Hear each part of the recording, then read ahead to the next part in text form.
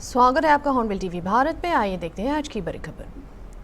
विश्व नवकार महामंत्री दिवस पर मुख्यमंत्री योगी आदित्यनाथ ने जैन विरासत में उत्तर प्रदेश के महत्व पर प्रकाश डाला और इस बात पर जोर दिया कि नवकर महामंत्री के 9 संकल्प जीवन में सफलता के लिए मार्गदर्शन प्रदान करते हैं। संगीत नाटक एकेडमी में जीतो द्वारा आयोजित इस कार्यक्रम में जैन शिक्षाओं पर पीएम मोदी का संदेश पेश किया गया। योगी ने 10 अप्रैल को मनाए जाने वाले महावीर जयंती की भी शुभकामनाएं दी। जितना अंतःकरण से शुद्ध होगा उसकी आवाज में उतना ही दम भी होगा, उतनी ही ताकत भी होगी। जोर से बोलने से आवाज में ताकत नहीं होती, लेकिन साधना की सिद्धि पर की पराकाष्ठा पर पहुंचा हुआ कोई भी साधक, कोई भी सिद्ध जब अपनी बात को कहता है तो उसके अंतःकरण के भाव ही उस ताकत का एहसास करा देते हैं। और यही कारण है कि हजारों वर्षों की इस विरासत के साथ जुड़ते हुए नौकार महामंत्र आज भी हम सब के लिए एक नई प्रेरणा बनी हुई है। और मैं धन्यवाद दूंगा जीतो को कि जिन्होंने इस पूरे आयोजन को इस रूप में यहां पर आयोजित करने का कार्य किया है। दुनिया के अंदर न केवल जैन परंपरा को मानने वाले बल्कि उस हर भारतीय के मन में जिसने सभी पूज्य तीर्थंकरों के उपदेशों से प्रेरणा लेकर के जीवन जीने की इस कला को आगे बढ़ाया है, उन सभी से प्रेरणा लेने का कार्य करता है यह दिवस। आज के इस अवसर पर मैं इस दिवस की सफलता के लिए आप सभी को हृदय से आपका अभिनंदन करता हूं कि उत्तर प्रदेश जैन तीर्थंकरों की एक महत्वपूर्ण भूमि है।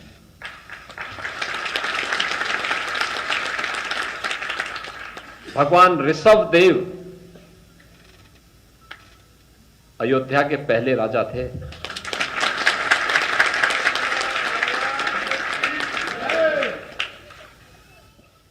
और वह परंपरा आगे बढ़कर के तो आप देखेंगे अयोध्या में ही 4 तीर्थंकर पैदा हुए, 5 तीर्थंकर पैदा हुए और काशी में भी 4 तीर्थंकर, काशी में, वाराणसी में। देखिए जो सबसे प्राचीन नगरी है हमारी अयोध्या, काशी, इन्हीं क्षेत्रों में पैदा हुए और यहीं से उन्होंने मुक्ति का मार्ग प्रशस्त किया। ऋषभ देव की ही परंपरा में, भगवान ऋषभ देव की ही परंपरा में भगवान मनु पैदा हुए थे, जिन्होंने मानव धर्म की रचना करके पूरी सृष्टि के अंदर इस परंपरा को आगे बढ़ाया था। और उसी परंपरा में भगवान राम का जन्म हुआ था।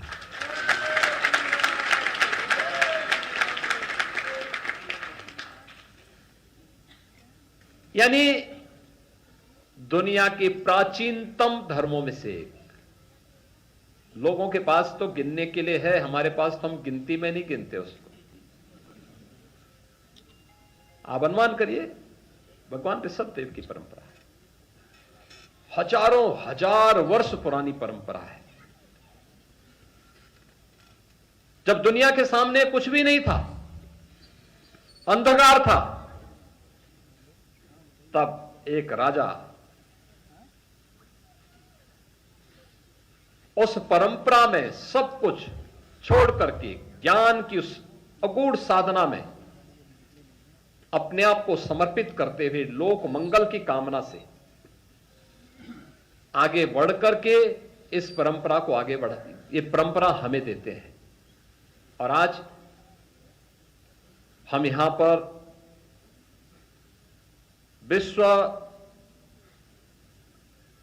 नौकार महामंत्र के इस आयोजन के साथ जुड़ रहे हैं। भाजपा का गांव गली वर्द चलो अभियान आज से शुरू हो गया। प्रदेश अध्यक्ष भूपेंद्र चौधरी ने हलवासिया कोट से कार्यकर्ताओं को हरे झंडे दिखाकर रवाना किया। ये अभियान 13 अप्रैल तक चलेगा और इस दौरान सरकार की योजनाओं और उपलब्धियों को जनता तक पहुंचाया जाएगा। भारतीय जनता पार्टी का हमारा 46वां स्थापना दिवस के एक अभियान के में आज गांव चलो, बाढ़ चलो, घर घर चलो अभियान है और हम लोग लगातार आज से 13 तारीख तक सभी गांवों में जाएंगे, मोहल्लों में जाएंगे, पूर्वों में जाएंगे, शहरों में, बाढ़ों में जाएंगे। और भारतीय जनता पार्टी की हमारी सरकार ने पिछले 8 वर्षों में राज्य ने और पिछले 11 वर्षों में जो केंद्रीय पार्टी ने काम किए हैं माननीय मोदी जी के नेतृत्व में, हम जाकर घर घर लोगों को समक्ष अपनी सरकार का, पार्टी का रिपोर्ट कार्ड रखें। सब 26/11 भावना को भारत लाया गया है, बड़ी उपलब्धि के तौर पर। हाँ, निश्चित रूप से 26/11 के मुख्य षड्यंत्रकर्ता तहब्बुर राणा का प्रत्यार्पण हमारी सरकार की, मोदी जी की नेतृत्व वाली सरकार की बड़ी उपलब्धि है, क्योंकि 2008 की ये घटना है। 6 साल तक यूपीए की मनमोहन सिंह जी की सरकार रही, लेकिन वो इसमें सफल नहीं हो पाई। लेकिन माननीय प्रधानमंत्री जी के नेतृत्व में हमारी विदेश नीति की ये एक बड़ी विजय है, कूटनीतिक जीत है ये, उसका प्रत्यार्पण। और मैं निश्चित रूप से कह सकता हूँ कि जो भी विधि व्यवस्था है उस व्यवस्था के अनुसार उसे सजा दी जाएगी। राहुल गांधी वक्त का विरोध करना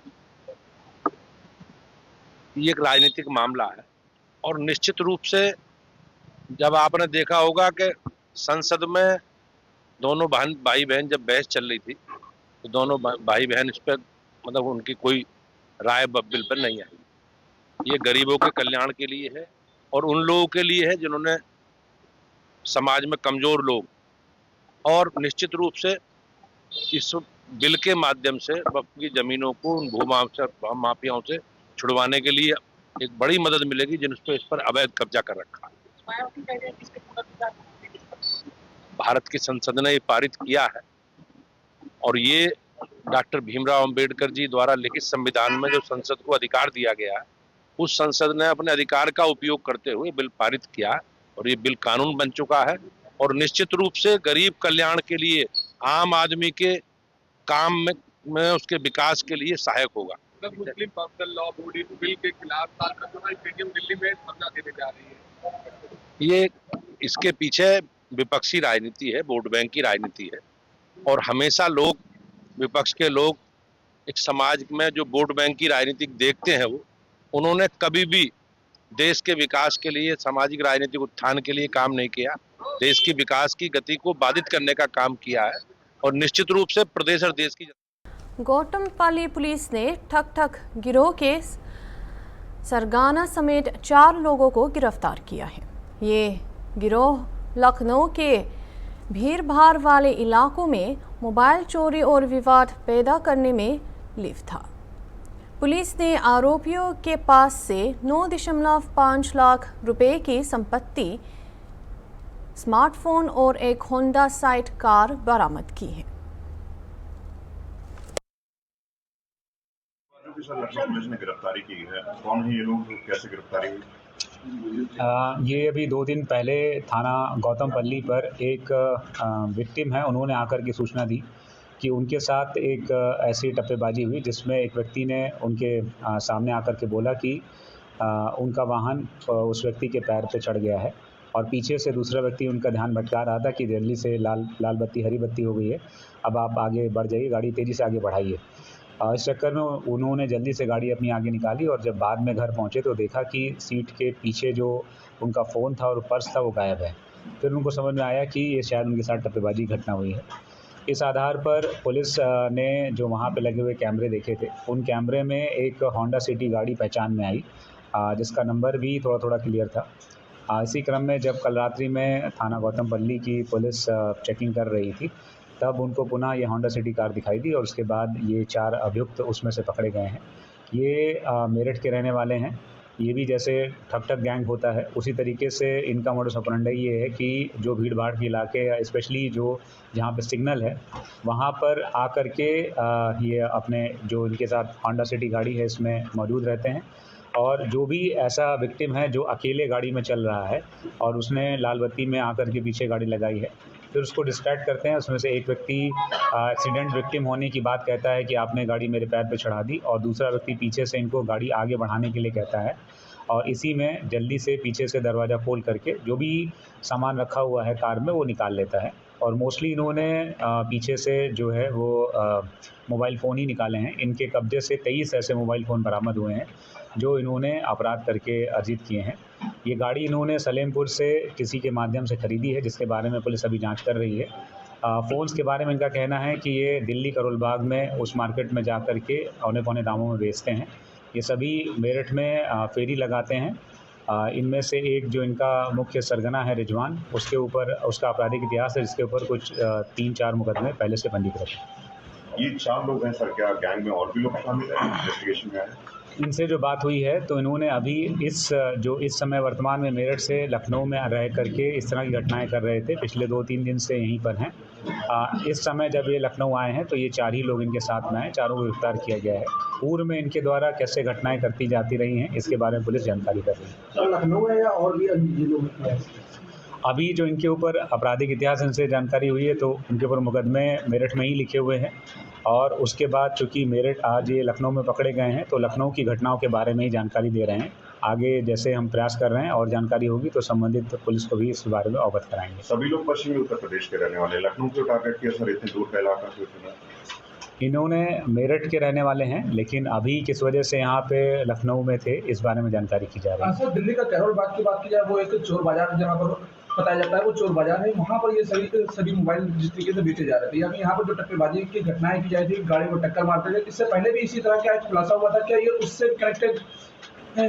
नहीं, ये जो इनका मोडस ऑपरेंडी सेम है लेकिन ये दूसरा गैंग है जिसके बारे में हमने अभी वर्कआउट किया है और इनके अन्य तार कहाँ से जुड़े इस बारे में जानकारी की जा रही है। स्थानीय लोगों के भी कोई कनेक्शन है कि कोई संरक्षण दे रहा था या इसके तक? ये यहाँ पर जैसा इन्होंने अभी तक बताया है कुछ ऐसे जो होटलों में रुके थे और किराया दे करके रह रहे थे उसके बारे में भी जानकारी की जा रही है। जवाहर बाग में कोई घटना की थी?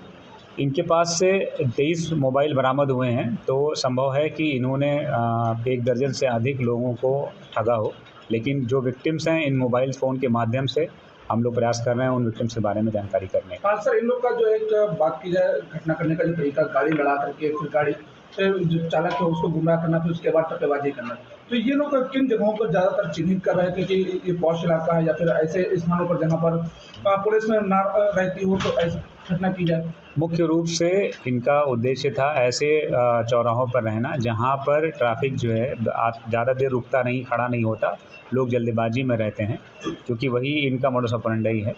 तो इन्होंने जो मध्य जोन के बहुत सारे ऐसे चौराहे हैं जहां पर इस तरीके की व्यवस्था रहती है कि बहुत देर तक ट्रैफिक खड़ा नहीं रह सकता, तो उन जगह पे इन्होंने टारगेट किया था और लोगों से ठगी की थी। सर ये लोग बातचीत कर रहे थे तो इनका जो बैकग्राउंड है वो क्या कुछ अलग है, मतलब कोई पढ़ाई कर रहे हैं क्या है? ये सभी फेरी लगाते हैं, कपड़ों की फेरी लगाते हैं वैसे, और किस वजह से ये करने लगे इस बारे में पुलिस अभी जानकारी कर रही है। इन लोगों के गैंग का फॉर्मेशन कैसे हुआ और ये लोग कब से मिले जुले हैं, कब से अपराध? चूँकि फेरी लगाते हैं इसलिए एक दूसरे के संपर्क में आए और ये संभावना है कि इनमें से किसी ने किसी और के साथ में इस तरीके से कभी ठग गैंग वाली कार्रवाई की हो, लेकिन अभी तक इनसे पूछताछ से बात क्लियर नहीं हुई। इस तरह की घटना पहले भी हो चुकी है, पहला कोई मामला नहीं है। शहर में ट्रैफिक पॉइंट्स पर इस तरह के मामले हुए तो ट्रैफिक पॉइंट जितने हैं वहाँ पर पुलिस का डिप्लॉयमेंट नहीं देखा जाता है या फिर जो PRG की गाड़ियाँ कहती रहती है उनका वहाँ पर नहीं देखा जाता है, इसके चलते इस तरह की घटनाएं। देखिए, पुलिस हर चौराहे पर उपलब्ध है, जैसा मैंने बताया, खास करके ऐसे चौराहे जहां पर ट्रैफिक बहुत तेज़ी से मूव करना ज़रूरी है, वहां पर तो 100% पुलिस की प्रेजेंस रहती है। और ये मोस्टली ठगी की घटना है जिसमें जो विक्टिम है उसको भी जागरूक रहना ज़रूरी है और समझना ज़रूरी है कि अगर इस प्रकार की कोई बात हो रही हो तो सबसे पहले अपनी कार लॉक करें और उसके बाद ही रिस्पॉन्ड करें। अक्सर ये टक्करबाजी की घटनाएं हो गई, लेकिन अगर बात की जाए पश्चिमांचल को लेकर के यहाँ पर जिस तरीके से घटनाएं हो रही, कई ऐसे बदमाश अभी तक पकड़े जा चुके हैं जो पश्चिम से जुड़े हुए हैं, तो इस पर किस तरीके से चिन्हित करने की अगर बात की जाए जो घटनाओं को लेकर के, तो कैसे इन पर रोक लगाने का प्रयास किया जाए? देखिए, लखनऊ वैसे भी एक तरीके से बहुत उभरता हुआ शहर है जहाँ पर इकोनॉमिक स्टेबिलिटी है, इकोनॉमिक प्रोग्रेस है, तो ऑब्वियस सी बात है कि इकोनॉमिक क्राइम करने के लिए बहुत जगह से लोग यहाँ पर लालायित होते हैं और वापस यहाँ आते हैं। लेकिन अच्छी बात है कि लखनऊ पुलिस हमेशा इस तरह के अपराध खोलने में सफल रही है।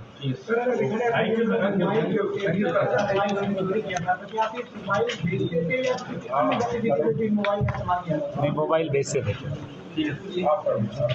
फोटो कराएं, फोटो चाहिए नहीं।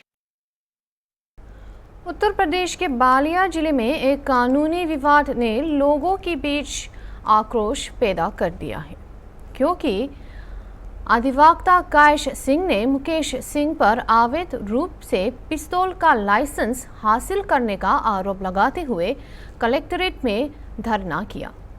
ये मामला पहले से ही अदालत में लंबित है और लेकिन अब दोनों पक्षों के बीच साजिश से लेकर हत्या के प्रयास तक का गंभीर आरोप लगाने के बाद ये मामला नाटकीय मोड़ ले चुका है। कैश सिंह 3 लोगों के साथ सन 2022 4 दिसंबर को सीसीटीवी फुटेज के सामने जो कैमरे में कैद है, ये लोग 30 राउंड से ऊपर गोली चलाए थे। उसके बाद मेरे द्वारा पुलिस को सूचना देने के बाद इन लोगों के ऊपर 307 का मुकदमा पंजीकृत हुआ और गैंगस्टर लगा। उस दोनों मुकदमे के अलावा इन पे 7 मुकदमे, टोटल 7 मुकदमे हैं। लास्ट मुकदमा ये है जो अधिवक्ता अपने आप को बता रहे हैं, वो 3 बार हाई स्कूल पास किए हैं, 3 सत्र में अलग अलग जन्म तिथियों से, और उसी के जो जन्मतिथि जो इनको शूट किया है उस जन्मतिथि से ये LLB करके रजिस्ट्रेशन करवा के ये प्रैक्टिस कर रहे हैं। उस संदर्भ में भी CO बांसडी महोदय के द्वारा उनके आदेश पर बांसडी रोड थाने में मुकदमा दर्ज है।